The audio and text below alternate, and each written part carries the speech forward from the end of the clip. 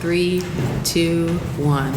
Gene, welcome to the December 26er podcast. How are you? Oh, I'm feeling great. I'm super excited. First of all, I want to say thank you for creating this platform.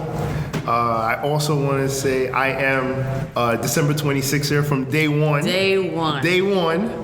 And I listened to basically every episode that you had. And I feel like you're like maybe one of 3 people who, like our mom, Brandon, who we always shout out on the show, who's a huge supporter, and you. I think you were the 3. Some of my best friends are like, I'm 7 episodes behind, but you are hardcore. I am. Every Tuesday.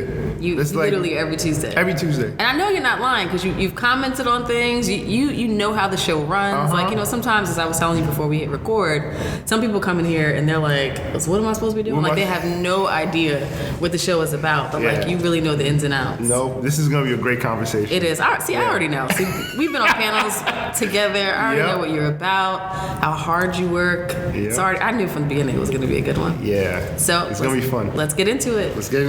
Who is Gene Alerte? Oh, see, I prepare for these questions, but I didn't want to sound like, the typical, right? So, but Gene is a grinder. Gene's a father, husband. I'm an entrepreneur, a serial entrepreneur, and I am a man of Christ. Like, I just believe in God, and I believe in the higher power is pushing me. So I have a purpose on this planet. So I want to be a grinder, a motivator, inspirational person to a lot of youth and a lot of people, to inspire them to do the best in them to fulfill their visions. And you've been on it, like, you're not new to this. Like, now it's hip. I feel like everybody's like a speaker or a panelist, like the new mixtape artist. But you have been on this journey 20 years for a very long time. I think we first met, it was on a panel at a girls empowerment thing. Yes. I think it was like 2013 or something. Yes. But you had already, like, I was easing into that world and you had already been in it. Yes. Yo, you know what? You just took it back. Mm-hmm. Wow. I don't even remember what that was called, honestly. It was a girls empowerment brunch in Harlem. It was in Harlem at the Alhambra Ballroom or something. Yeah. My sister Alvina was there. She was she was on the panel. You were on there. Yeah. Wow. That's when our paths first crossed. Yes. And then we were at the Gentleman's Factory. At another panel. And it was one of those, like, we've been on a panel before. Yep. So yes, you and I do want to walk through that and make sure we have the time to really talk about how you have been putting in the work and investing in the community, literally and figuratively, for a very long time. I started. It's interesting, my background, because I know you know me, but your listeners probably don't.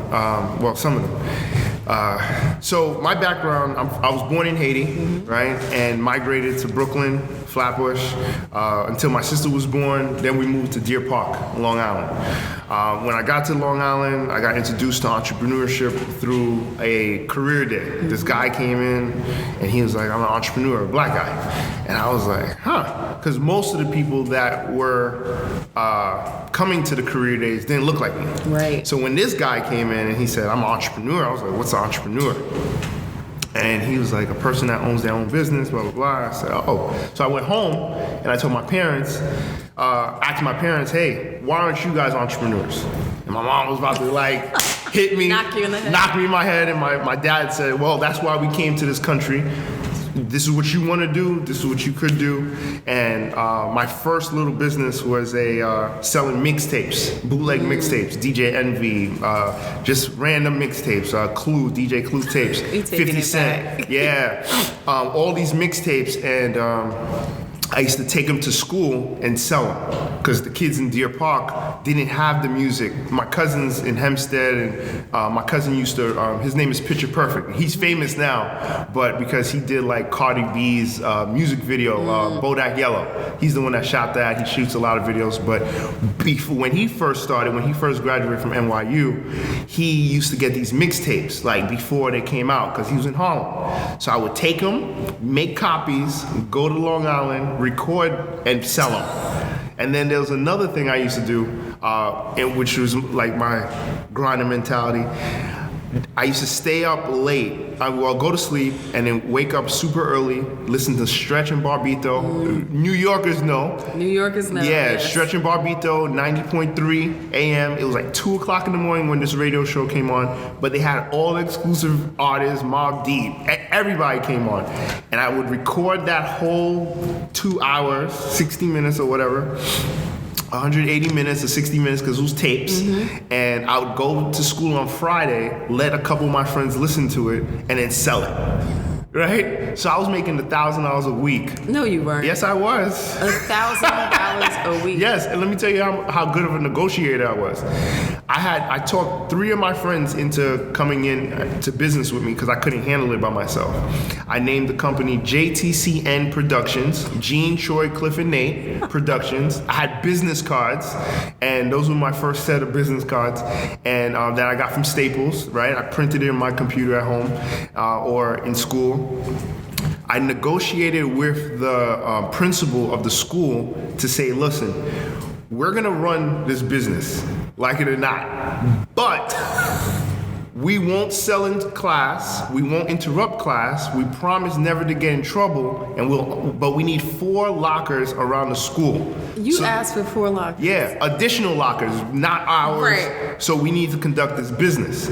So based on that, they gave us 4 lockers. Now you can't do this. But before they were like, yo, we like this entrepreneur enterprise. That would never fly in 2019. No, yeah. But my school was very entrepreneur based. Like all the parents, every kid in the school, pretty much, their parents worked, owned a business. So they wanted to push this. They taught us about stock and Wall Street and all those things. So that's where it came from. But what happened to me, what made me get into like caring and public speaking, right, versus the money side, was when I graduated high school. I actually got 3 full scholarships to go away from school. And Johnson & Wales, University of Miami, and Boston College, right? But my mom didn't want me to go. She didn't. Full ride. Why not? She said I love 2 things more than school: women and money. Which is rough if you go away from school. That's what you're into. She said, could be a rough go. She said, look, I don't want you to come back Pablo Escobar, and I don't want you to come back with 5 kids. So you have to stay here. And one of my older cousins, I'm not gonna say her name, but she went away for school, and she was a valedictorian in her school, and she went away and got kicked out. So when that happened, all bets are off for me. Like, it was over. So, and I was the younger cousin, so I had no chance to go. So I ended up going to Hofstra. But what happened was, during that process, I went back to my old school to start telling the kids, listen, you gotta take life serious. Yeah. You gotta take this thing serious because of, like, it's real out there, and people aren't gonna tell you pull up your pants. People are not gonna say go to class. No one cares. No one cares in the real world. And that's where it started. 18 years old. And as I started progressing in my career, I just kept going back to different schools, and teachers were like, come speak at my church. And kids that, were in 11th grade, now they're like sophomores in college, they would say, I need you to come to my youth group. I'm like, youth group? All right, cool. So I would go and then it just started spreading. And before there was a motivational speaker. It was just, hey, I'm a real estate person. Right. And I just want to talk to kids for free. And then I started going to schools, and then years later, I ended up writing a book, Do Right, Do Good, and from there, writing the book, I turned it into a scholarship. Well, we're going too far. I'm sorry. We're going to get into I'm sorry. I'm like getting all into it. So go ahead. I'm super excited. Which is like, and these are the guests. Like, we love all of our guests, but when a guest comes in and you can feel that palpable excitement, that's the great differentiator between a good interview and a great interview, for sure. That's true. So you're at Hofstra, right? Are you still pushing tapes at this point? So you're done with that, right? Napster killed me. Whoever else was there, but I remember Napster. Napster killed me. The iPad The iPod killed me, and the business was done. You know, like my freshman year in Hofstra was disgusting. You know, like I couldn't figure out. Actually, I met up with this guy Malachi, and which was my cousin's friend, and we started doing parties. Okay. That's how I got into the promotional game, because I had to figure out another way to make money, and I got into real estate. And when I got into real estate, I was wearing suits. People, you know, my teachers and my professors were like, you know, what are you doing? Did you just come from court? And I was like, no, came from work. Yeah, of course. And I had to figure out, because I was around all these rich kids, and I had to figure out, okay, I look young. I look like a baby in a suit. This was like my graduation suit.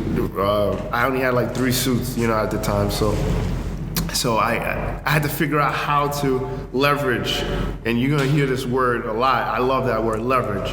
I had to figure out how to leverage me being at this school and around these people, right? And how to get into the door. So what I did, I told the kids, all the kids were struggling, college kids, and I was struggling too. So I said, look, if you take me home and introduce me to your parents, if they own a home, if I could close a deal, I'll give you some money. So you offered a kickback. I did. I was like, I didn't know anything, so I said, they were like, hell yeah. And I said, okay. So I'd go to someone's house, and 3 weeks later, finish the deal, come back, not give it to them on the side. I'll go into the student center, and I would say, here you go. So all the kids were like, wait, this is for real? Yo, come to my house, come to my house. And I started building my little business like that. So, okay. So anybody who understands a metropolitan area, particularly New York City, real estate is incredibly competitive. There are agents everywhere, right? I know a ton people who got licensed, never made a dime, or they can't really support themselves off it. And you know people who do really, really well. But the people that I know who've done really, really well are older. Like they've been in this game a long time. Yeah. They have a crazy Rolodex. You were a student and leveraged other students to sell their parents' homes. That's how that worked. Or refinance. Yeah. Okay. So it was one of the two. So kids, I just said, bring me to your home, and I'll figure out the rest. So I'd walk in, get the same response every time, the same greeting. Oh, where are you coming from? A job interview? I was like, actually, I'm a banker, and I'm in real estate. And they're like, really? Doing what? Oh, I help parents save money to pay for college by refinancing their house and getting a low interest rate. And they'll go, really? Yeah, FHA. And they'll say, what's the rate? And I'll tell them. And next thing you know what? We are interested in refinancing right now. The rates are pretty low. Because at the time, this was before 9/11,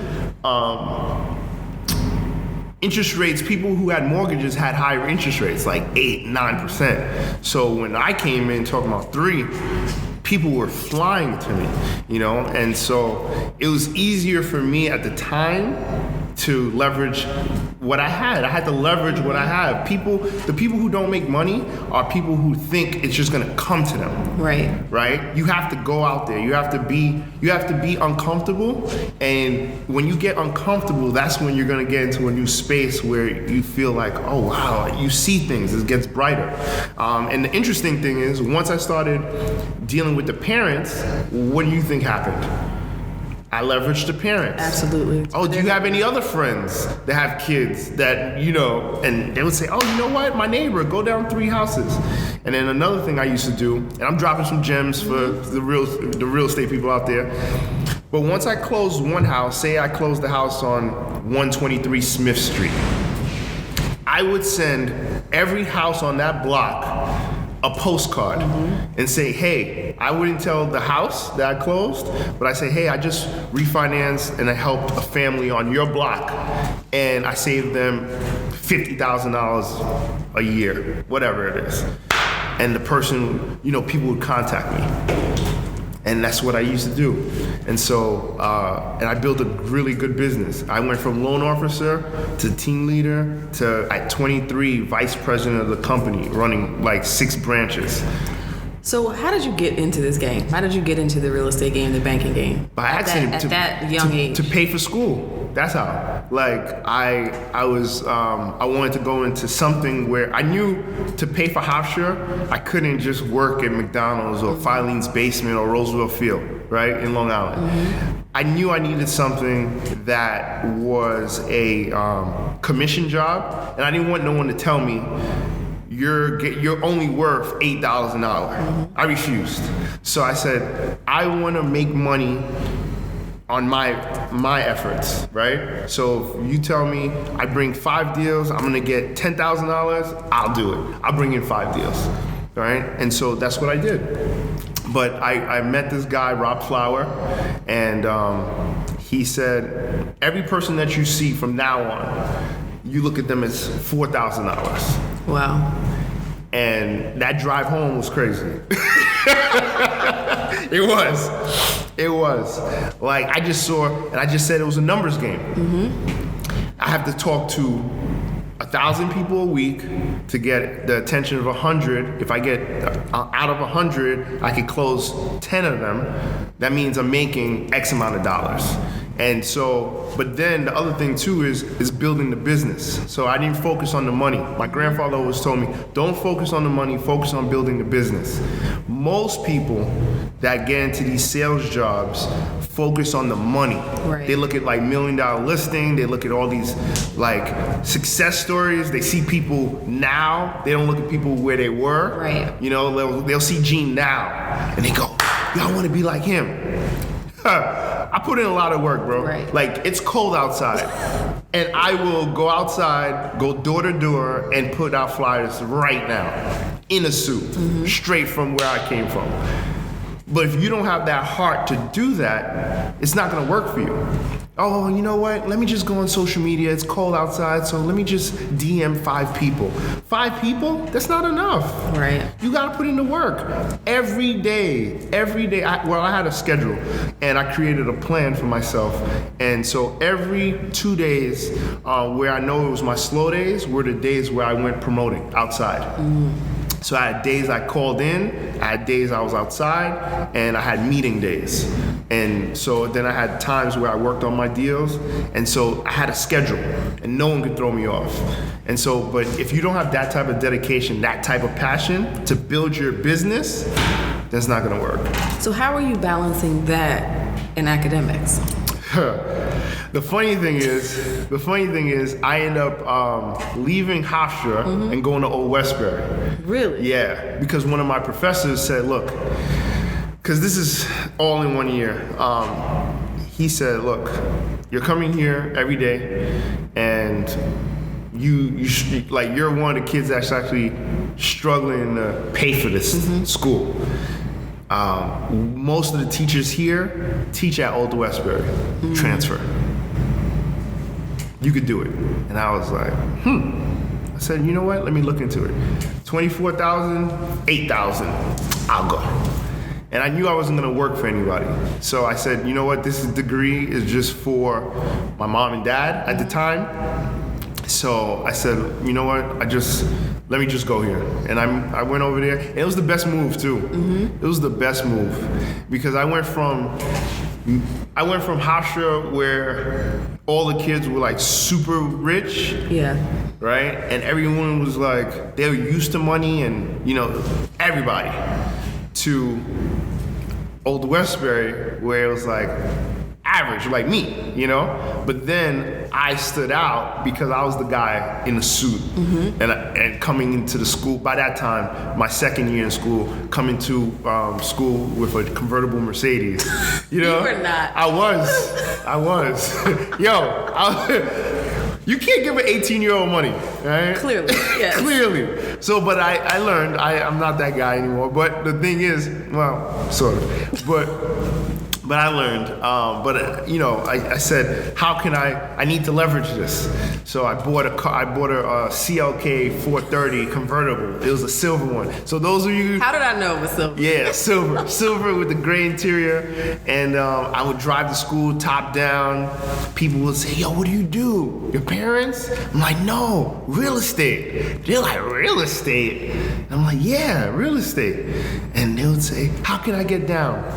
I'm like, well, you can't get down with me, but but if you know somebody's looking to buy a house or sell a house or refinance a house, let me know, and I'll hook you up, So, and that's how it worked, and I did that for years until I graduated, and then so from there, Yeah, let me ask another question about that, because you were in a situation where you went to Hofstra, super expensive, and you're working to pay for it when you had a full ride 3 other places, right? So I'm sure, hindsight, you look at your journey and said that was a part of me sort of being cultivated as an entrepreneur and a go-getter, but at the time, did you resent your mom? Of course I did. Of course. Like, I was super mad at my parents, and I said, you brought me to this country to provide an opportunity. You said there's opportunity in this country. You said the only thing that you wanted me focusing on is education. You told me never get in trouble. You told me never get detention, never suspension. Don't have police call, don't have teachers call, don't have the school call, period. I've never done that. I got a full ride. I got 3 of them. And now you're telling me I can't go? Which is even crazy now that think about it. 3 schools. But now older Gene says, I forgive you, number one, and I understand, and you protected me. Because my mom is probably, she was probably right. Yeah. I probably wouldn't be the Gene I am today, right? I would probably went to, because my first choice was University of Miami. Oh, yeah. So I would have went to Miami. I would have fell in love 15 times, right? Because I'm a Scorpio. Oh, and so gosh. We should have led with that. I'm a Scorpio, so I would have fell in love. I would have had like a bunch of maybe kids out there, and I would have been I would have been an accountant, and I would have had a desk job. I probably would have hated it. And so I'm very, very happy, that I made and I would have never met my wife. I would have never had my little son Anu. Like, it wouldn't have, Brooklyn Squirrel would have never been here. My books would have never been here. Like, my story would have been different, because the struggle that I went through to get to school, like every day in the morning, right? I had a 1991 Nissan Stanza. Every day, The Stanza. I had a 4-door Stanza, and with the blue neon light. And every day, I couldn't take the highway to college, right? This is my freshman year. I had to take local, so I could stop at every light and put the car in neutral and rev the engine so the car wouldn't shut down. Gosh. Like, I hate, like, when I was talking about, I was like upset, because every morning, every time I got to a light and I had to like rev the engine, vroom, vroom, vroom, right? I thought about, I could have been in Miami. I was like, why are my parents making me struggle? Why am I going through this? But now I'm like, yo, if I didn't do that, right, I wouldn't appreciate, first of all, the things I do have now, and also I wouldn't be able to go to the kids and say, well, I had a full ride, and my life is this, and this is sweet. No, I'm talking about, even in the real estate game, like, there was great months, but then there was low months. I didn't make money every month, and there was sometimes I was driving a $1,200 note car, right?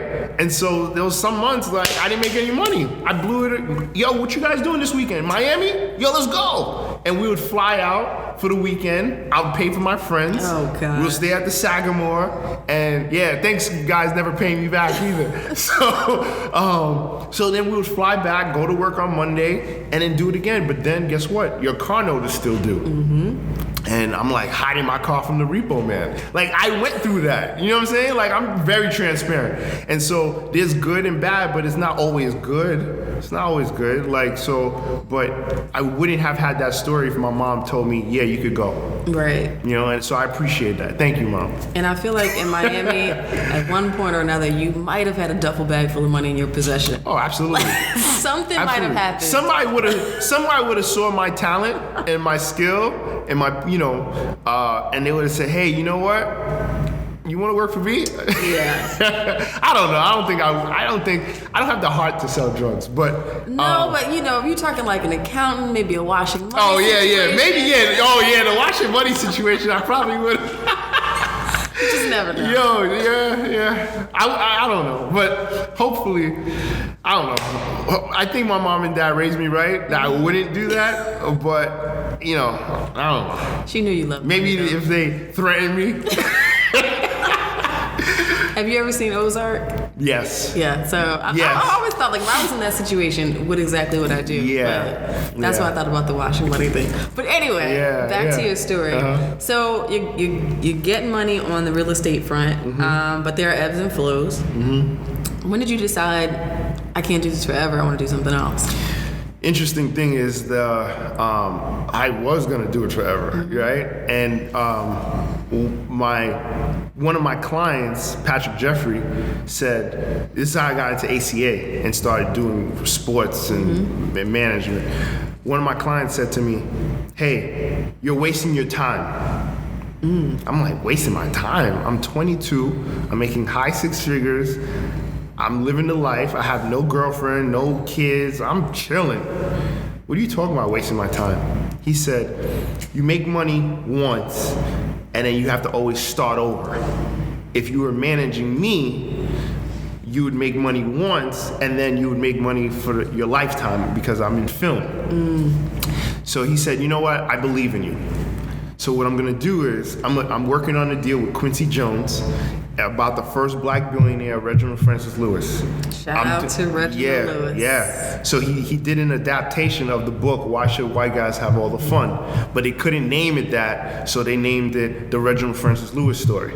And so he sold the script to Paramount. He put me on as his manager. Really? So they gave me a check. Had you done anything? No, I didn't do anything. But this is what I'm saying. And then so now it's not greenlit yet. Hopefully one day. We're huge fans of Reginald Lewis. Oh yeah. So we have talked about it before. Yes. Yeah. Oh, absolutely. So so that was my first experience like with management, and I was like, wait, I just got this for doing nothing. And then when the movie comes out, and he was at the time when this was going on, it was American Gangster. So he was like, look, the book, the screenplay, now the movie came out, and then now when the movie comes out, then it's gonna go to DVDs and then TV, and every time he plays, you're gonna get residuals for the rest of your life. And I'm a money guy, so I was like, what? Okay, I'm down. And he's like, but you have to start a company. I was like, all right, ACA. And so I grabbed like my cousin, Tamar, I grabbed two of my friends, I grabbed one of my business partners, a good friend of mine, he's like family, Bo, and I was like, do it with me. And they were like, do what? And I was like, ACA branding, like let's just, let's start this up. So I said, but we have to do a big launch party, and we have to rent out 4040 in the city. You did not say we have to rent out 4040. Yeah, to launch a company. So we launched this company. We had private cars. We mailed out invitations, hard plastic invitations, invite only. We had a private jet company sponsor, Vibe magazine sponsor.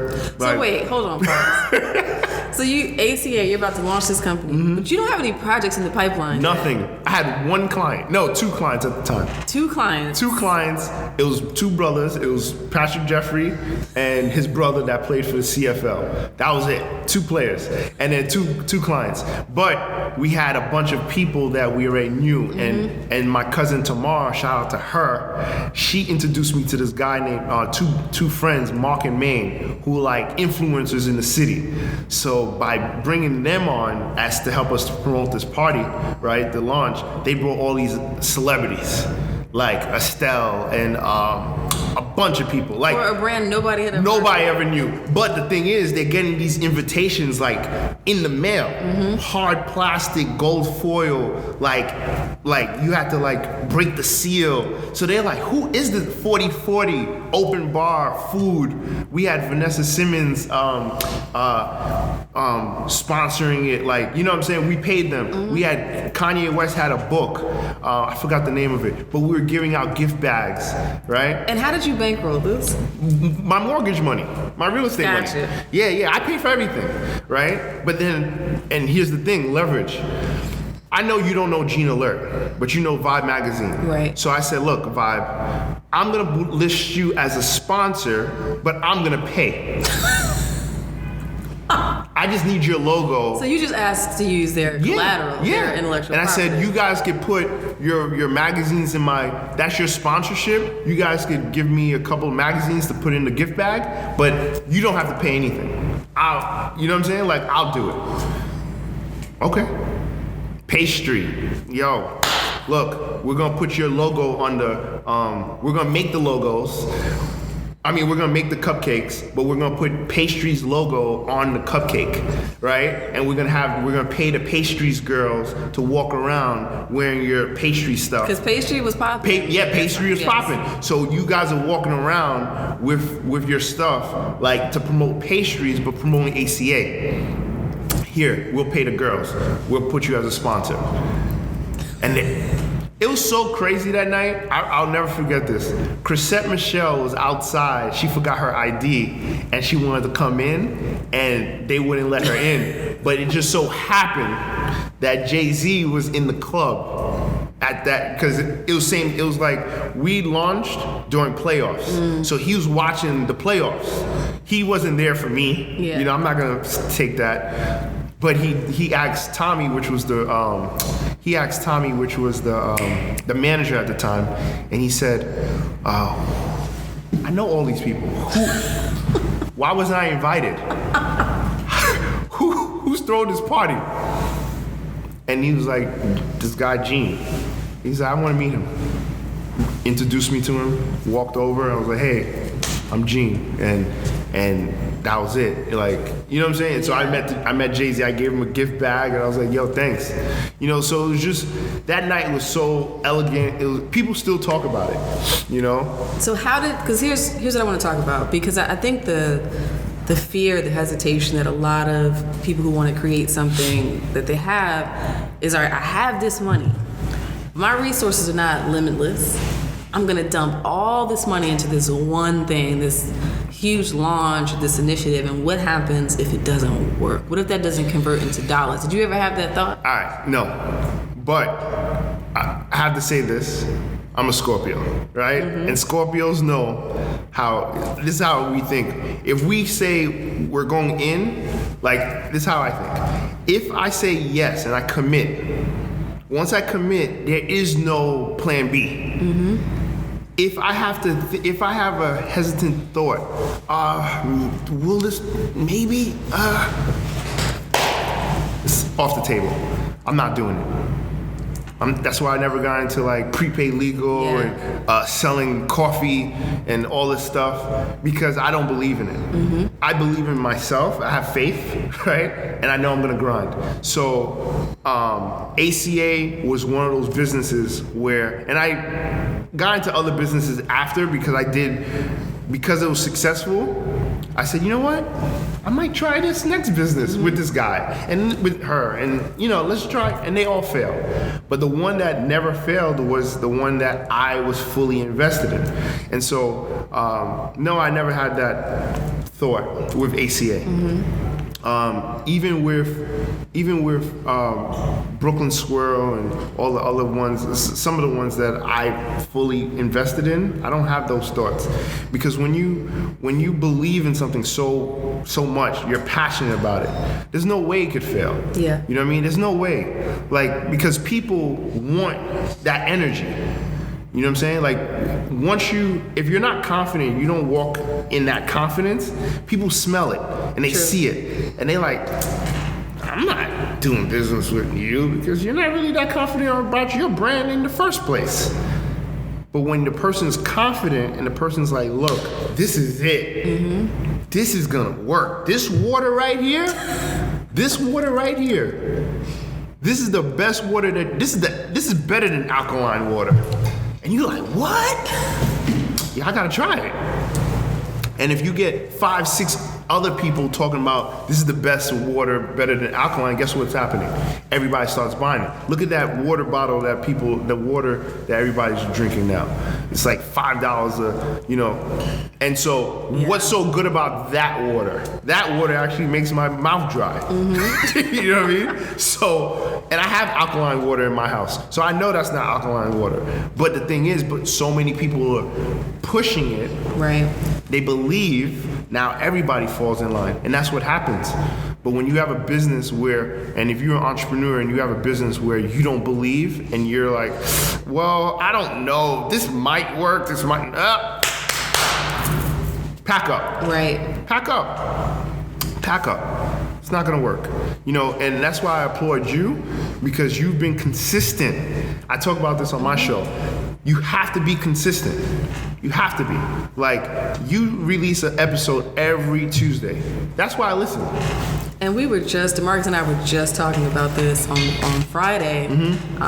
People who come behind us and they're like, oh, what equipment are you guys using? Or how do you do this? And I'm thinking about starting a podcast. And I always tell them, it's easy to start a podcast. It's not easy to sustain a podcast. Boom, bars. And that's the difference, right? And we're still in this organic growth process, but there are weeks where we're just like, I can't do this. Like, I'm just exhausted, or things happen. Like today, I will out myself that I forgot the mics, right? So you're juggling all these things, and it happens. But it's the sustainability piece and the passion and the confidence and knowing that you're onto something. That is really what keeps you going, even in difficult days. And you, as an example for this point, you show that every Tuesday. Like, I hear it. From wherever I am, I hear the passion, I hear the confidence in December 26th. So if you don't have that level of confidence in your business, the people listening, if you don't have her level of confidence, my level of confidence, it's not gonna work. Right. I've been in real estate for a long time, and people say, well, I don't see any posts. You don't really post about houses, and you don't post when you're at a closing, and you don't post. I don't have to do that. Right. I'm winning in real life. I don't need to go on social media to show you that I'm winning. Like, I'm going on social media to show you my son. How much fun I'm having. I want to show you a happy wife. I want to show you a happy kid. You know what I mean? Like, I want to show you I'm having a good time at school and teaching. Like, the entrepreneur thing is cool for me, but now I'm in schools. I'm teaching, I'm empowering kids. Right. Like, I'm giving back. Like, right now I'm in 9 schools teaching kids entrepreneurship and leadership and like having the mindset. Everybody wants to sell programs and everybody wants to sell these workshops, how to get money quick, how to do this, how to do that. But if your mind isn't right, it's gonna be a wash. Right. Because you're not telling people how to be confident first. You're telling people, here's the bag. And you're pushing them towards the bag versus the mindset of what real long-term growth and legacy plays are. You're not getting paid to do a podcast. You're probably spending money. Absolutely. So now, but you're confident and you're passionate. If you're just chasing a bag, you would probably be at episode 10. Literally, we would be like, we wouldn't even be double digits. Yeah. It's just about if it was just about the money, like, just on the podcast stuff alone, right? When I started my podcast with Cumulus, and I probably shouldn't even say this, but I will, because it's part of, we're transparent. They didn't believe in me, right? Really? So we had to record on a Saturday. So shout out to my producer, Jamie, because we had to record on a Saturday because they thought I was gonna give up. Really? And then once they saw the numbers were going up, I was consistent, and I never asked for anything more than I was giving, then they were like, hey, you wanna record during the week? Because they saw the consistency, they saw the passion. I even bought my own backdrop. I didn't ask them for anything. I was like, yo, you gave me enough. You gave me the opportunity. Now I'm gonna show. And I think the lesson there too is sometimes when we exude that confidence, we expect people to buy into it right away. And they may see something there, but like you said, there's a proving ground that may need to happen. Yeah. One time, maybe if you meet me for the first time, it's like, oh man, this guy's cocky. But then I'm doing the work. Second day, you meet me, oh wow. Third time, fifth time, sixth time, 2 years, 3 years, Gene's the same? No, it's literally who you are. Yeah, they're like, yo, this dude is serious.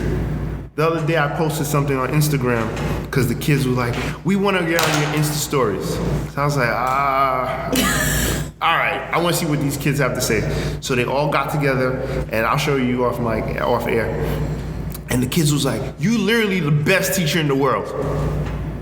And I was like, yo, I felt like crying. Because I was like, this is what I want. Right. You know, like it has nothing to do with money. I'm changing these kids' lives. The kids literally were sending me messages talking about, after your class, I'm looking at school different. What? I want to go home and pick up a book. Yes. That's what you want to do. You want to inspire them. You know what I'm saying? And I tell people all the time, it's either we inspire them now or we go home, watch the news at 11 and say, man, that kid is on my block. Oh man, that's what happened. He was such a good kid. Why did he go down that road? Because you didn't spend the time with him. So I don't want to have those stories. I want to have the other stories. Oh yeah, you know that kid? Yeah, now he runs a Fortune 500 company. Oh, you know that kid? Yeah, he opened up a business down the block. Oh, you know that kid? He does this. Oh, blah, blah. Right. You know? And so, but when they see me come in, at first they're like, who's this guy? And I tell them the story, and I get them engaged, and it was a message that my mentor, Dr. Dennis Kimbrough, said to me, right? He said there's 3 mindsets. You have the poor mindset, the middle class mindset, and the rich mindset, right? And the poor mindset will judge you just by material stuff. What kind of car you drive, what kind of, watch you have, or whatever, shoes, whatever, right? And they'll judge you by that. And based on that, that's how they're gonna do business with you. Because you have a Ferrari, so now because you have a Ferrari, I want to do what you do. Right. Then that's the poor mindset. It has nothing to do with money, like in the bank. You could have a poor mindset and be rich, like with money in the bank. The middle class thinking is like this. They don't care about material stuff. They only care about accolades. Accolades, degrees, what school you went to, what associations, what if your kid's part of Jack and Jill or not, and that's that circle. If you're an Alpha, AKA Mason, whatever it is that you part, that's it. That's what they judge you by. And then the rich people, the rich mindset, they don't care about any of that stuff. How can we make this happen? Yes. Bottom line. I don't care what school you went to. I don't care what kind of car you drive. I don't care what groups you're a part of. I know what you do. You're an attorney, and I'm a realtor. How can we make this happen? Done. And so that's why I teach the kids. That's why I teach the kids to have that mindset. Because kids typically will have a poor mindset. Right. So you come into a school, you come into a class, and you grab that. You get it out the way. Yeah, I worked with Kevin Hart. Yeah, I did this. Yeah, I worked with Diddy. Yeah, what? Yeah, I drive a Benz. What? Yeah, I got a Rolex. What? And then now let me show you how to work. And all of a sudden they you got their attention. But when you're just like, yeah, so A plus B minus C squared is blah, blah, blah, they're like, boring. Right. You gotta hit them where they know. But once you get them, now you deliver your message. And that's what I've been doing. And that's why I'm so successful at it, And I see a lot of kids gravitating, getting out the negative stereotypes. Yeah. I have a program called Groundwork where I work with 10 small groups, 10 kids. 10 boys. And these are the kids that are at risk, right? Like fighting, just problems. And we literally spend 2 hours during a school day and we talk. And the teachers text me. The principal just emailed me for one of my schools on Friday saying, I don't know what you're saying to these kids, but I see the difference. Thank you. Wow. Sometimes you just gotta listen to them. Right. You don't know why they're spazzing out in the hallway. You don't know. Maybe they didn't eat for 2 days. You don't know. But you eating, you're comfortable, you're chilling, and then and you're angry too, maybe, and you're taking out this kid, and he's like, yo, you're the enemy. Right. But you're really not. But you gotta listen to them, so it's all good. So backing up, because I want to get to your journey of how you got into creating these school programs and your book and all this other stuff. But post launch party, how did you get to the Kevin Harts, to the Diddy's, etc.? All right. So the Kevin Hart story. Go for it. So the Kevin Hart story is interesting one because. During that confidence, right? So I have that confidence in ACA, and we launched in 2007. Now we're in 2009, 2 years. And I realized we had good highs because the Giants just won the Super Bowl, and I had 2 Giant players, right? Shout out to Pope. And during that high, I realized, man, I made a mess up. I had a mess up. And the mess up was this. And like I said, I'm transparent. So we had an opportunity to throw a party for Michael Strahan and for his retirement, right? Because of his brother, Chris. And so we helped produce that party. A guy came up to me and said, I heard you the man to deal with marketing and branding. So I was like, yeah, what team do you play for? And he was like, I don't play for a team. And I was like, yo, here's my card. Call me when you play for a team. You gave him the brush off. I gave him the brush off. But my partners, because it was NFL draft weekend, so they were at Mansion, they were where all the rookies are and all the draft picks are. So I'm thinking my party is more of the seasoned football players and people who retired and no one's in there that's new. I didn't think a draft pick was gonna be in there. Come to find, so the next day I get to my office in Bogart and I told Jason, I was like, yo, this guy came up to me. He said, what was his name? I said, he had a funny last name. Crabtree. Michael Crabtree. He was like, what? He was like, yo, that's the #1 draft pick, bro. Where's his number? What happened? Give me. I was like, I brushed him off. He was like, are you serious? This dude's still playing in the league, right? And stories like that, things like that showed me that, you know what, Gene? This is not my lane. Sports is not my lane. Like, I'm good at getting people deals and giving them, bringing opportunities to them, but I don't know players. Yeah. I don't know them. Clearly. You missed the number. So, yeah. The draft pick. So I said, and I prayed about it, and I'm very spiritual, so prayed about it. I said, look, Lord, please show me something else. Like, I know I want to be in entertainment for now, and I'm gonna keep trying this, and what do I do? So my wife's birthday was coming up, and we went to Caroline's for a comedy show. And there was a guy named Will Savant. He was opening up for some more, and it was snowing. So there was a room full of Asians, white, black, gay, straight, young, old. Everybody was there. Caroline's brings out I have been there, a very diverse crowd. Very diverse crowd. And I went in the room and I'm looking around and I'm saying to myself, wow. All these people came out to see 3 black people tell jokes. And they all paid $30 to get in, and there's a 2-drink minimum. I told my wife, I think I got it. I think I know how to save ACA, take ACA to the next level. And she was like, how? And I was like, comedy show. So she was like, you never done a comedy show before? I said, yeah, but I produced tons of events, so this should be easy. So I went in, and after the show, Willis Events was on the Caroline steps to go back upstairs.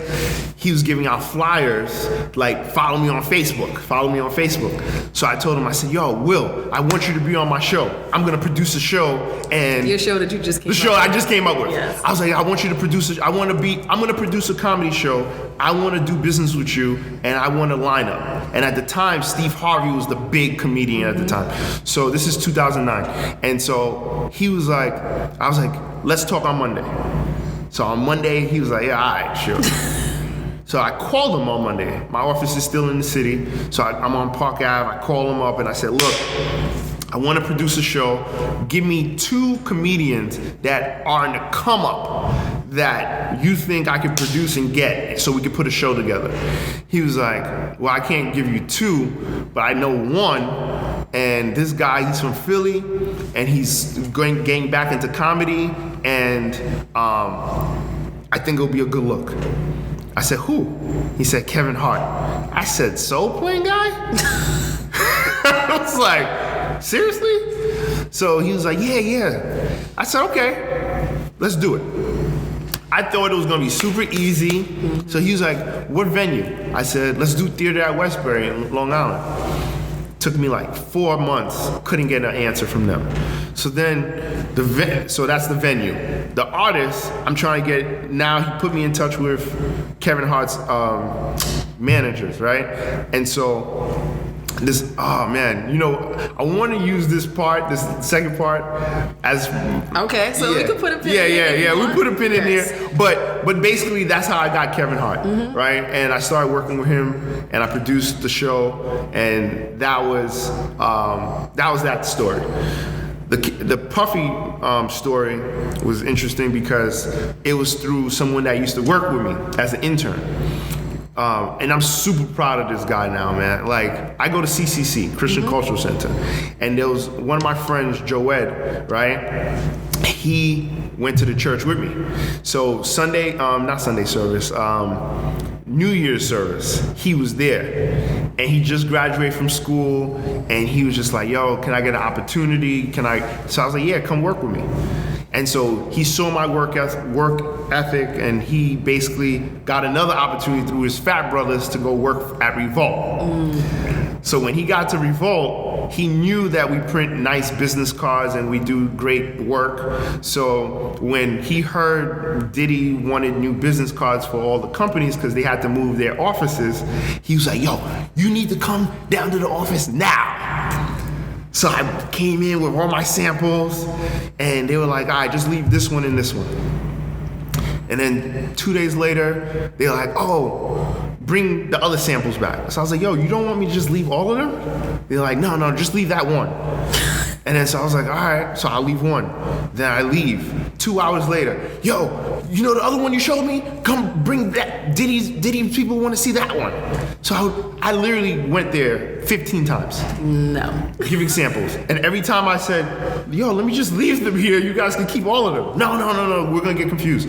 Let's just, whatever he asked for, keep that one. Eventually, we finally went through it, and I kept coming up there. But what I realized about corporate and working in that industry is that even when I kept going up as the CEO or ACA, right? In a suit, came up every time. No, I never complained to them. And when I did get the contract and to print out all the cards, I printed for Combs Wine Spirits, Blue Flame, Sean John, and Combs Enterprise. All of them, all 4. When the only cards I didn't print was Revolt. And when I came up there, I said, you know what, people rotate. So I want to make sure when I print out all these, it was like 15 card sets for each person. Like, it was a lot. Yeah. It was like 60 sets of cards. I went and delivered the cards to each person myself, and I put a thank you card in each box for each person. So I wrote handwritten thank you card to each person that had nothing to do with me. They don't know me. And I came to them and I said, hey, here's your set of card. I'm the one that printed it. So they put the face, face, name. They opened up their card when I left. They saw, wow, my picture's on the card. They were like, this is nice. So when people were leaving the business, when you leave, typically they're like, yo, so we need new cards. Who do we go to? Right. And they're like, I don't know. And then they're like, oh, you know what? I got the guy. He was the guy who printed the last set. So I always... Re-upped. And I had that account for 4 years because of that, So, but it's all about leverage. Yep. How can I leverage this opportunity? Because my boy Joed ended up moving to California, working with Diddy out there. So when he left, I had nobody. All the people I had on the inside, when they moved to the new location, a lot of them got fired. So because that's what happens. That's what happens. So I had to leverage and be nice to every single person. And even the same thing with the schools. People always ask me, how did you get into the schools? Like, people try their whole life. They go to school to create programs to get into the school. Right. How did you do it? And I said, from my frozen yogurt shop.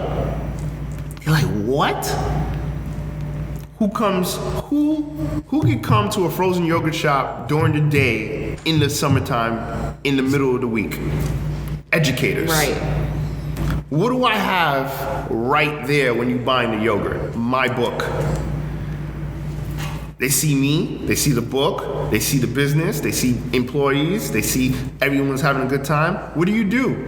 Oh, this is what I love to do, And so they're like, can you come to speak at my school? Sure. Can you come in a career day? Sure. Free. Then all of a sudden, people, you're talking, you're networking, you're building relationships, and next thing you know, are you a vendor? No, what's a vendor? How do you become a vendor? Can you show me? Yes. Boom. Now I'm in. Once I'm in, now it's, do you know any other principals that might need my... Actually, I do. Boom. So now it goes from one to another to another to another, and that's how it rolls, And I just want to pause here because I think people see people like you online or what you've been able to build, and they're like, obviously you have something special, right? You have that it factor, that je ne sais quoi, which is important. But I know a lot of people with that who don't go anywhere. Yeah. But the key lessons here are like you've never been. First of all, you have the confidence, but you've never been afraid to put the work in.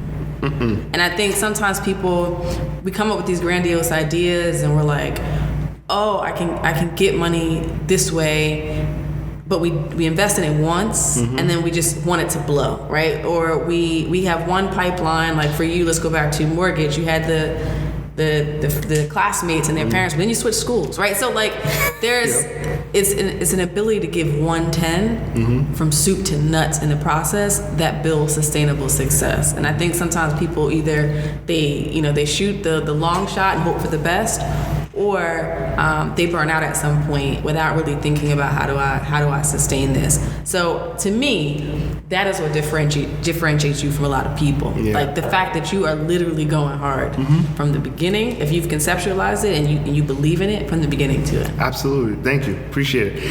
When you just said that, I thought about Will Smith, right?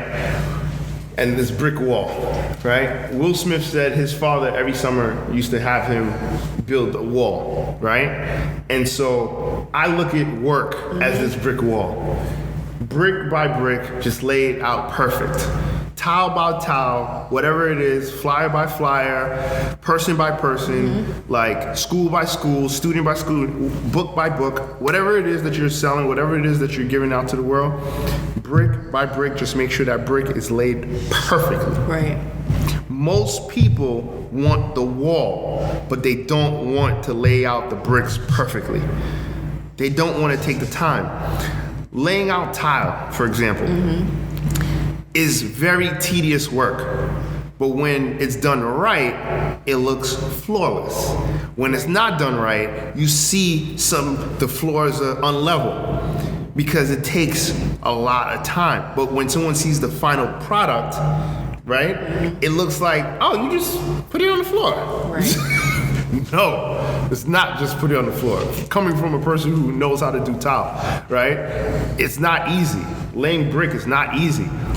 Doing work, building that business is not easy, you know? And so the thing about me is this is all I got. Yeah. This is all I got. I know that I'm not going to,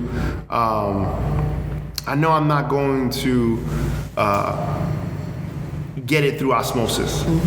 I know it's not just gonna appear. I know success is not just gonna fall on my laps. Right. You know what I mean? Like, you have to put in the work. You can't, there's no around it. Like, there's nothing. Like, you can't get around it. Right. You know? So you mentioned Brooklyn Swirl a Brooklyn couple Swirl. of times. How did you get into the frozen yogurt business? My wife. My wife. So my wife is she's a grinder too, but she's a legacy player, right? So my wife said, and that's why I fell in love with her. And my wife basically said, hey, she worked in Queens at the time, and she said, there's a Red Mango. We should open up we should try to bring a frozen yogurt shop to Bed-Stuy. And it wasn't working. Like, nobody wanted to come. So we just created our own. And we opened in 2012. And, you know, last 2 years we've been fighting with Landmark. We won. Now we'll be finished. And we'll be in a place of that we could reopen. But we had to literally close to redo the whole facade of the building. But here's the thing, and I want to make sure we make this known. It's an important caveat.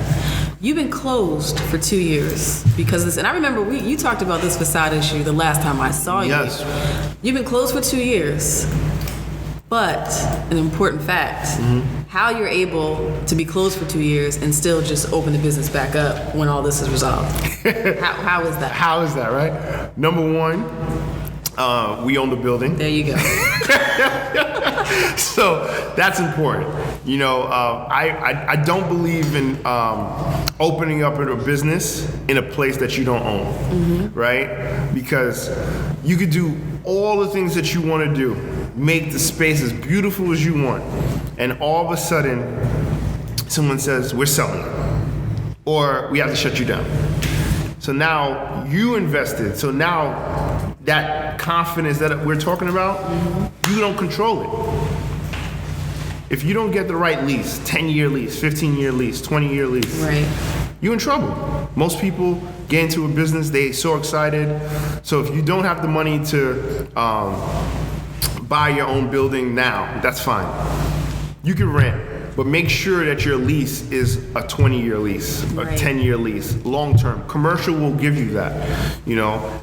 Make sure of that, you know, and make sure you put in there, and you're the attorney, so make sure you get your attorney to put in a clause like the first right to buy.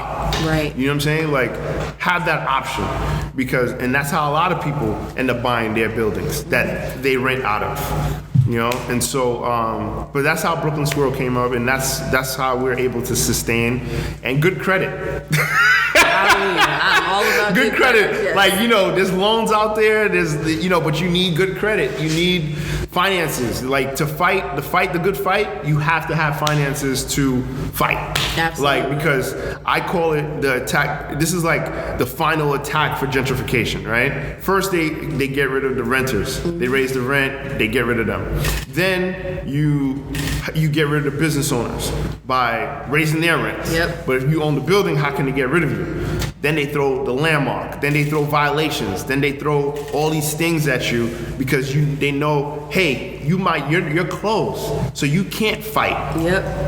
But they don't realize that, hey, we make money. You got access to We have access to capital. you're not just getting rid of us. Now, because we fought, no one's bothering us. For 2 years. That's a powerful testimony. They're not bothering us no more. No one's calling us no more to offer to buy the building anymore. No one. Because I made it public. We're not selling. Stay away. And we will fight. And so now, no letters, no harassing calls, no notes on my door, calling my parents' house, calling my wife's parents. They would harass everyone. They were hitting the family They were hitting the family tree trying to get us to sell. But now they know that it's not going to happen. It stopped. Because they see, these guys ain't going nowhere. I told this guy one time, I said, would you sell the property that you are gonna leave for your kid? He's like, absolutely not. So I'm like, so why are you trying to do that for me? Why are you trying to take away our son's legacy? Our legacy to our son. And that was it. Conversation changed. Right. Most times, I remember when I was in Bogart, we had a Jewish landlord, a Hasidic Jew. And he said, I really like black people. That's what he said. He said, I really like black people, but my only problem with black people is that you guys, this is what he said to me in my office. He said, you guys sell too fast. And often sell to them. Yes. You guys sell too fast. He said, you guys are creative. You guys come up with the great products, but then you sell it. He said, Jewish people, we might not be the creative ones that create, but we'll buy it and we keep it. He said the Asians, he said they will duplicate it. You see what I'm saying? Yeah. But he was like, the blacks will start, create, sell. Oh, this came too easy. I could make another one. Get rid of it. So I'm like, oh, I gotta. That's how you think about it? Right. All right, cool. So I'm never selling. I'm with that. So I'm never selling. I am with that. So let's recap here. You had banking / real estate, ACA branding and marketing company. You wrote a book. 2 books. 2 books, right? Because we have the other one which we didn't even get into. Yeah, Single Man, Married Man. Yes. Yeah. So you had the first book. Let's recap. Do Right, Do Good. Do Right, Do Good, which was targeting kids and not kids. It's kids, but also people who are aiming to have vision fulfillment. Yes. It's eight principles towards vision fulfillment. Right. So you did that. You opened Brooklyn Swirl. There's a book about love and relationships, Yes. right? Single Man, Married Man. Yes. I wrote that with 8 other guys. Yes, that you were part of. So all of these things, so people are gonna listen to this and be like, Gene gets money. But you give money too. Yes, I do. And I wanna talk about that. Yes, so scholarships. So one of the big things, because I lost my 3 scholarships, I said, there's kids out there, once I get to a place of any type of success, I want to give back. And so the way I gave back was I turned all those proceeds from my book, and I actually turned it into a scholarship, the Do Right, Do Good Scholarship Award. And I actually, right now, to this date, I have 38 kids that I help send to school. And I help pay for their college, some tuition, book reimbursement, whatever it is that I could do. Now it's bigger than just the book sales. I go into schools, I'll leverage the money I make at the school, and I'll take that money and I'll bankroll it, and now I get corporate sponsors that actually will sponsor a kid. I get some of my friends out there, and I need more of you guys. I need more of I call it professionals for education. And so these are like, I literally just call you and I'll say, hey, I want you to have a name scholarship, name it whatever you want. These are the 5 kids that I picked, just $500 and give it to him. And I don't take $1. So if you donate $500, it's literally going to that kid's school. Not to him, or her is going to the school. Once they get accepted, we get the financial aid information from the school, and we send it directly to the school. You know, and so now it's like a way of giving back, and it helps my friends who are super busy, who want to give back, but they don't know how. Right. And they just don't want to throw a big scholarship. Like we have Eric Adams that helps us give us Borough Hall every year. Shout out to Borough President Yes, Eric Adams. soon to be the mayor. Yes. Right? And so he gives us Borough Hall every year. We have these ceremonies where we have the kids, and what I do is I have the donors in the back and I have this the kids in front. I make them turn around and look at the donors that they never met. And I said, look, when you want to give up, when you think life is hard, I want you to screenshot this. There's a room of strangers that are investing in you. And that's it. You know, and kids cry, parents cry, like, and that's what I love, right? As far as, and then also, I mean, of course, you know, we employ people all the time, especially people in my neighborhood, in Bed-Stuy, in Canarsie. I'm always trying to like push it forward. You know what I'm saying? Like, I want people to see, like, you don't have to just be, we're in a capitalistic state and country, but you have like this, when you give more, you receive more, right? Because when you give, people want to help you. Right. Like when I give a scholarship, people are like, what else do you do? How can I help you besides this? I'm like, well, if you know anyone looking to sell their home or buy a home, call me. Like, and they're like, all right, cool. Now I'm with Compass. I used to be with a local little shop, but I wanted to, because I'm getting so much business, I wanted to get to a bigger company where I could actually make a difference. Right. And so that's where I joined Compass, you know, and more of a partnership. You know what I mean? Like, I didn't want to work for like a different type of company, and I've always had that mindset of, and this is something I didn't talk about, but I grew up always thinking, I don't want to work for no one. I don't want no one to tell me what to do, all this stuff. But when I started my podcast, I realized that I wanted to have partnerships. Partnerships is more important. Right. So if you could partner with a company versus work for them, and it's clear that this is a partnership, then do it. I don't work for Cumulus. That's a partnership. I don't work for Compass. That's a partnership. Absolutely. And so it works. If I miss a meeting, I'm not getting written up. You know what I'm saying? If I say, yo, I'm not recording this Wednesday, I'll do 3 of them next week. They're not like, oh my God, you have to do it. You're obligated to do it. All right, see you next Wednesday. Have a good week. That's what I love. But I didn't know that because I didn't know that there was such a thing. Right. I thought when you see these big corporations, you have to work for them and they're gonna dictate you. But it's not true, you know. But once my mind got exposed to that, I was like, oh, I'm in love. So I'm all for partnerships. So guys out there, if you don't have the resources, find partnerships. They're out there and they're looking for you. Absolutely. You know. So talk a little bit more about Faith Grind Inspire. The podcast. So Faith Grind Inspire podcast was, and that's another thing, passion. It came about because I spoke at a Black Entrepreneurs Expo, right, at Micro Center. I mean, Micro Center, Microsoft in the city.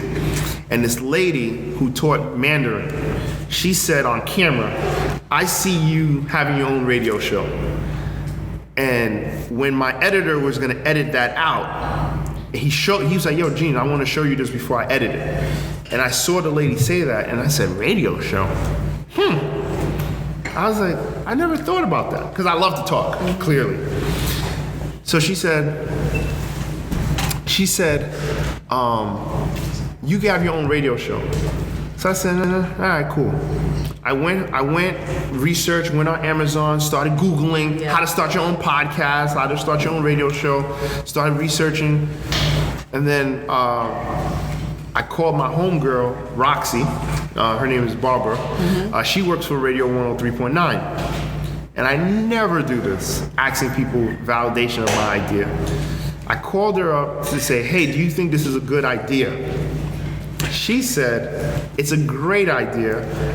Don't do anything. Let me call my producers and the executives at Cumulus and see if this is a fit. It just so happens that Cumulus at the time was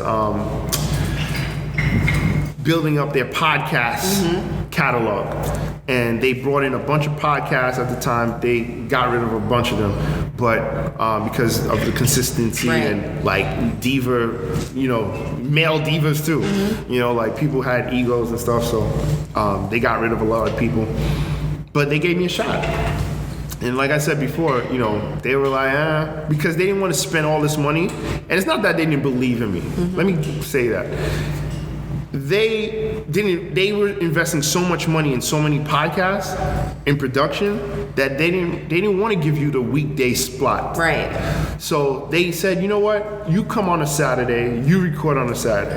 When you build this up, if you're staying on for the long term, we'll give you a shot with the weekday. And that's what happened.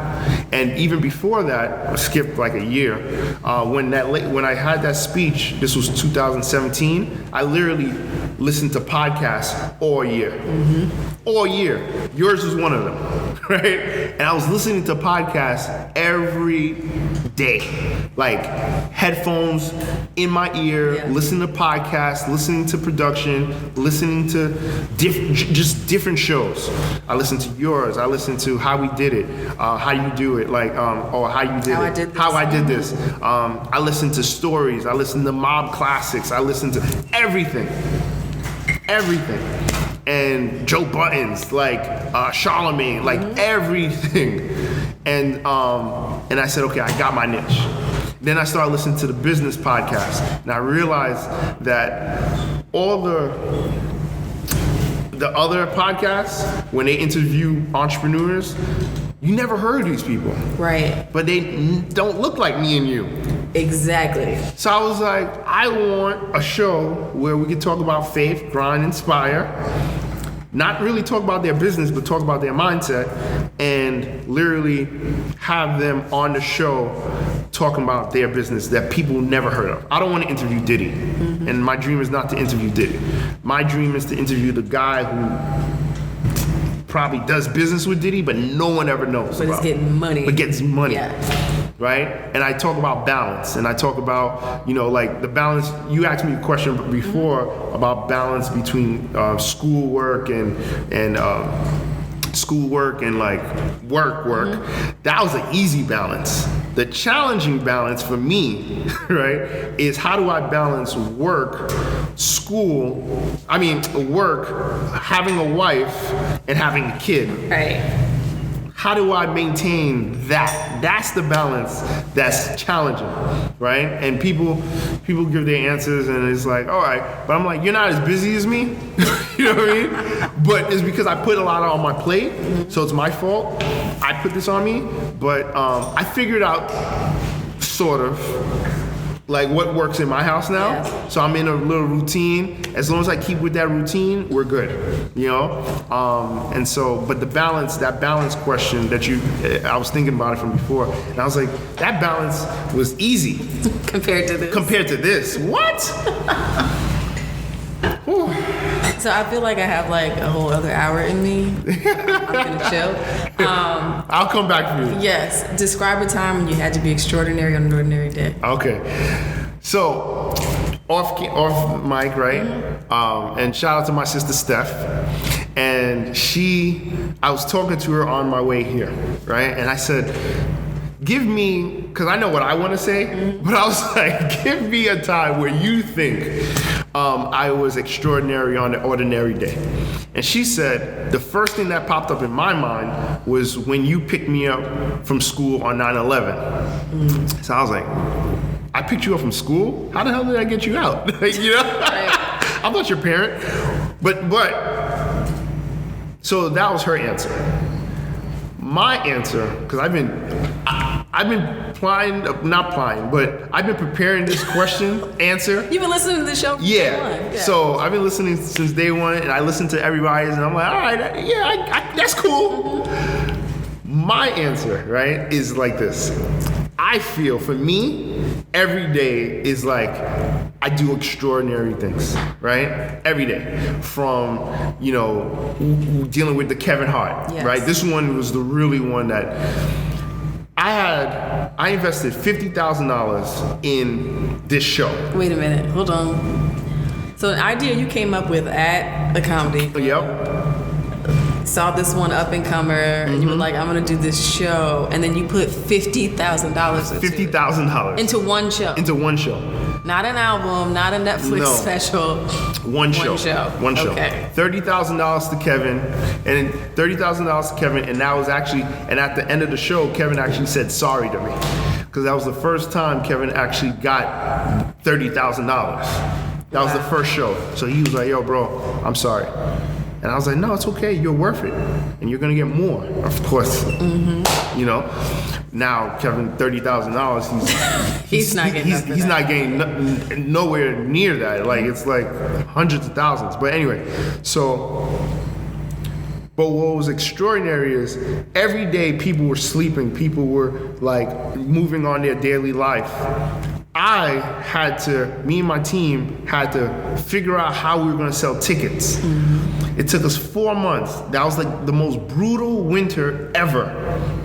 And I had to take everything I learned from real estate, from promoting, from networking, every resource, and I had to leverage everything, everyone. I'm talking about from DJ Fidel, Egypt, WBLS, all for Vibe Magazine, Source, everybody. I had to leverage everything and pull all the strings to sell. And with all that being said, I still couldn't sell tickets. Like the tickets weren't moving. The tickets weren't moving. And then Caroline's heard about my show, and they booked Kevin, and they in January, my show was in February. Tell me why they added 10 additional shows.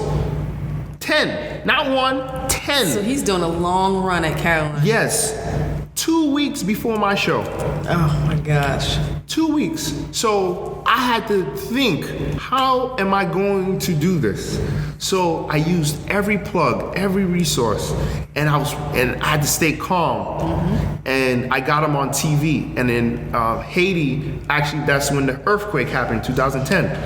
And when the earthquake happened, I changed the show from just a regular comedy show to a charity show to proceeds go to Haiti.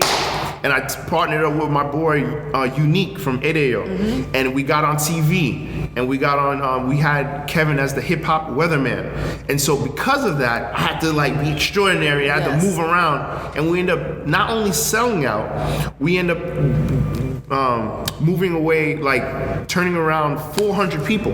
Wow. Mm-hmm. So we had to turn away 400 people the night of the show.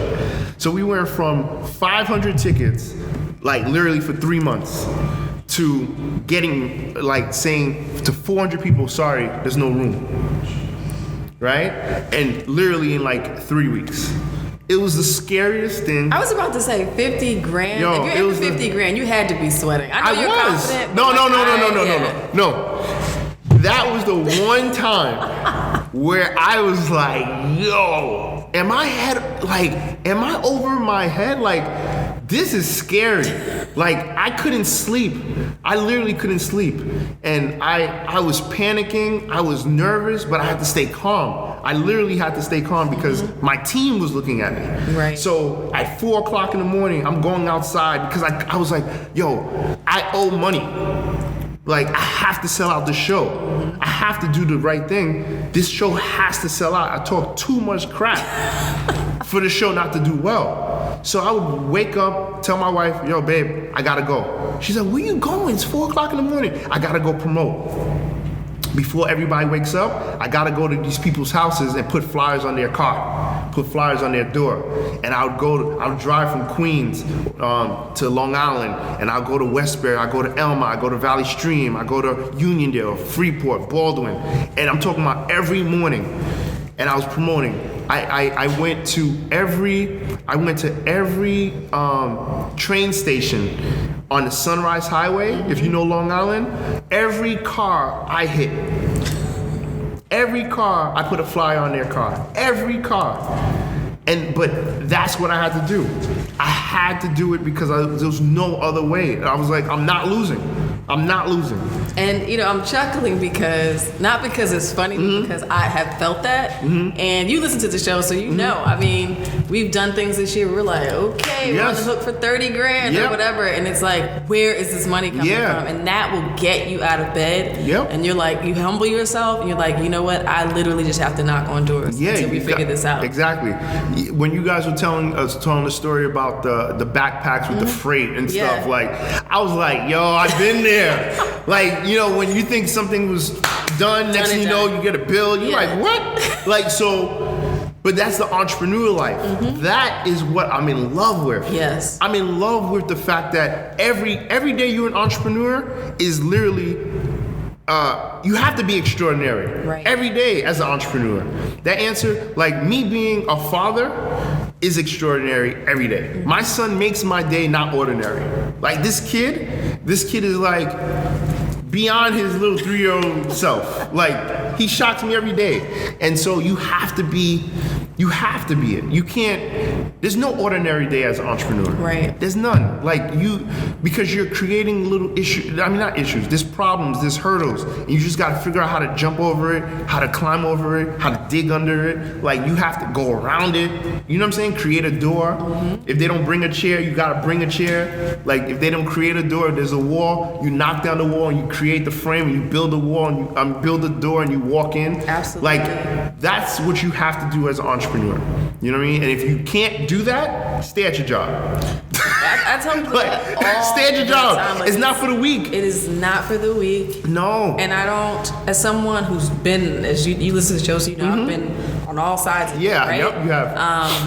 When people say to me, like, I can't do this anymore, I'm like, okay. Like, I'm not that person that's like, you just giving up, because it can break you. Yeah. It can break you financially, emotionally, psychologically, and it doesn't mean that you're a weak person. No. It just means that now might not be the time for you to withstand the weight of trying to build something. And another thing to add to that, too, is sometimes when you're an entrepreneur and you, it's not working out, sometimes you have to check yourself and say, why am I doing this? Right. Like, why did I get into this?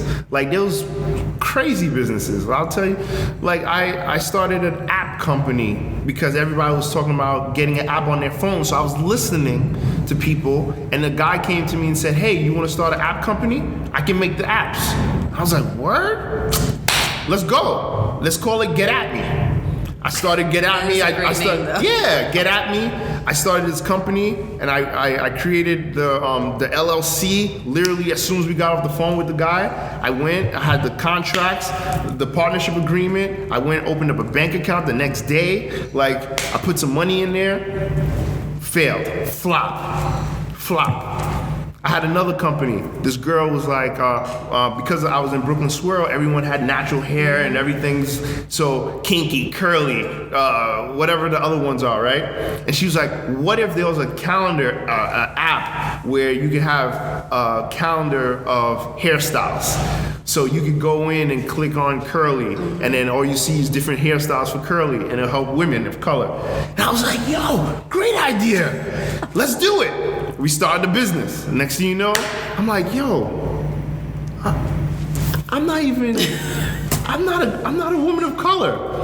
How am I this is not gonna work because I don't know how to promote this. Like, how am I gonna do this? It's not gonna work. Failed. You know, there's plenty of them. Like, I got, you know, because of the success with Kevin Hart, we end up producing a bunch of shows for different comedians. Chris Tucker, Eddie Griffin, Charlie Murphy, God rest the dead, Tony Rock, like a bunch of people, Capone. I ended up managing a tour called the Top Dogs of Comedy. Wow. Went to 14 different cities. Gas me up. What did I do? Start a business to promote comedians. Flop. Because that's not, I started seeing the money. Yeah. And so I had to, you know, recalibrate and say, wait, Gene, it's not about the money, it's about the business, grow the business. And so I got out of that, you know, because I saw I was chasing the money. And so I said, no, stay focused, you know? And all those businesses are cool if my heart was there. Right. My heart wasn't there. My heart's in ACA, of course, because it's always going to be in there. Because I love branding. I love making people look good. When people always say to me, like, yo, you got all this success. Why do you care about someone's business card so much? Mm-hmm. I'm like, well, if that's my little key, like, if my little piece of their success, because when feeling good is part of success. Right, it's true. And if you give out a business card, a Vistaprint card, for example, and you give out a Vistaprint card, it's super flimsy, it's like this paper, right? And you give that out and you asking someone for $10,000. And then I come with a hard credit card, plastic card, and I'm asking them for $1,000. Who do you think is going to get the money? Right. Even if it's the same amount, $10,000 or $1,000, who do you think is going to get the money? They're going to believe me. Mm-hmm. So I'm like, look, let me give you a leg up. This is your branding. This is your billboard. Make your billboard stand out. Let me help you do it. You can design it. Let me print it. And that's what happens. And I printed thousands of business cards. And that's one little thing that I'm never probably going to let go. I've been doing it for 20 years, you know? Yeah. So that one part of the business is never gonna go away. Like, I love it, right? And that's like my little thing. And the other things is I love kids. I love going to schools. I love it. Like, so between those two, and of course the talking, the podcast, that's not going away either. You're doing a lot, and you're gonna always do a lot. But but the thing is, I don't feel like I'm doing anything. Because you're passionate about it. Yeah, like, I don't feel like, I'm telling you, I don't feel like I do enough. Mm-hmm. You know what I mean? Like, people think I'm doing a lot, but it literally doesn't feel like I'm doing anything. Mm-hmm. You know, like, I just feel like I'm doing the work I'm supposed to do. You're in purpose. Yeah, in purpose. But there's more. There's something else that I need to grab. I don't know if it's, you know, I don't know what it is. Like, building a water well in Africa or something. I don't know, but, you know, like, right. But there's something else. But I'm gonna just keep doing it, and I'm gonna keep working, and I'm gonna keep grinding. I don't have a 5-year plan. I don't have a 10-year plan no more. I used to, but all the things that I wanted, all the goals I had as a kid, I accomplished them, mm-hmm. You know? But now it's more of like, look, God, I give up. I'm just gonna keep doing what you want me to do, and I'm just keep going. Because every time I have a plan, it fails. Right, tell me about it. So, yeah. Mm-mm. So I feel like, we're gonna continue. You're gonna be back. I already know this. Okay. That's number one. Number two, I'm gonna hop on your show. Yes. Right? Yep. So we'll have that conversation about my faith grind inspired journey. I can't wait. Which is gonna be a thing. It's gonna be a movement, I think. Mm-hmm. But outside of that, where can people find you online? Okay. So I want to first say thank you again for having me on. Finally got you on. Yeah. My man DeMarcus. And then shout out to the other two guys too. Hey guys. Kevin Valencia. Kevin, yeah. I didn't even know there was other people here. Like, right. They're the silent. We call them the silent ones, right? I walked in, I was like, oh, what's going on? But because you know, when you listen to a show, mm-hmm. You sort of like, I like painting the picture. Yeah. And I always tell people, you have to paint the picture and then frame it, mm-hmm. Right? Most people want to frame it first and then try to fit the painting inside the frame. It doesn't work. So when I envision the show, I envision, you know, you and him, and it's just y'all. Yeah. So anyway, shout out to you guys, right? And But people can find me on GeneAlerte.com. So JeanAlerte at the end.com. My Instagram is Mr. Alert. My podcast is Faith, Grind, Inspire. It's on YouTube. It's on Spotify. Anywhere you listen to podcasts. So subscribe to December 26er and subscribe to mine. Right? Her show's on Tuesday. My show's every Wednesday. Right? So and you want to know something interesting? Because, and you don't know this, I purposely didn't want a Tuesday show because I didn't want to compete with you. So you're a real 26er. That's being strategic. Right? Yeah, I purposely don't want to listen to my show and your show same time. Mm-hmm. Like I wanted my show to come out a day later because I was like, the December 26ers are grinders and Faith, Grind, Inspire people too. So I want them to have a Tuesday episode with you, Wednesday episode with me, and then Thursday they can have their ratchet stuff, and then you know what I'm saying? Right. And so, but and that's how I, you know, and so when they asked me, my producers were like, because they wanted to push it on Tuesday. Mm-hmm. They're like, oh, podcast days is Monday and Tuesday. And I said, well, I don't want Tuesday. I want Wednesday. They were like, why? And I was like, because I listened to a show. And they were like, what? And it's for real. And I actually was trying to get you on that network too. Because I was like, yo, and I plugged you in. So I don't know, whatever happens is going to happen. But anyway, so you can find us on anywhere. You can find December 26er. It's called Faith, Grind, Inspire. And our website is faithgrindinspire.com. But if you go to GeneAlert.com, you literally can find everything. Books, podcasts, my real estate stuff. If you just want to focus on my real estate, it's gene@compass.com. You're making it happen. You are making it happen. I know you don't have a plan, but I'm interested to see what the next 5 years look like. Yes, I am too. I am too. Maybe I'll just be full-time educator. And I could see that too, actually. I could totally see you switching lanes and getting that quiet money. Yeah. But being with the kids every day, for sure. So listen, like I said, we're going to have a part 2 at some point because there's so many nuanced things that we didn't even get into. Mm-hmm. But in the interim, you heard it. You know where to find Gene. Like, share, subscribe. We don't have a show without you. Faith, Grind, Inspire does not have a show without its listeners. We thank you for your support. We thank you for tuning in. And as always, remember to be extraordinary on an ordinary day. Take care. Boom.